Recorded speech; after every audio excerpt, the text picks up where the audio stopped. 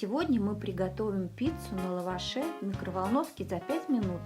Для этого нам понадобится колбаса, 1 помидор, сыр, кетчуп, майонез и лаваш. Берем поднос из микроволновки и по нему вырезаем круг.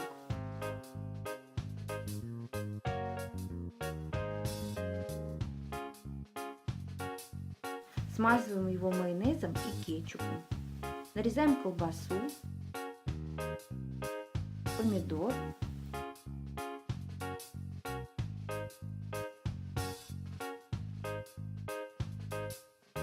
сыр натираем на терке.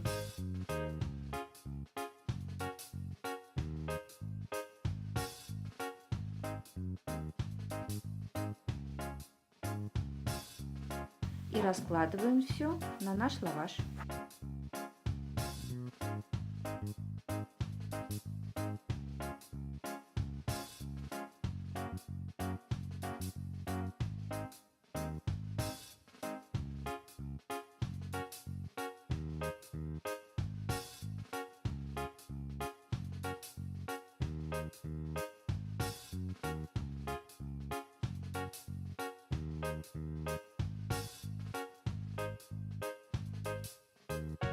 Ставим микроволновку на 5 минут. Пицца готова.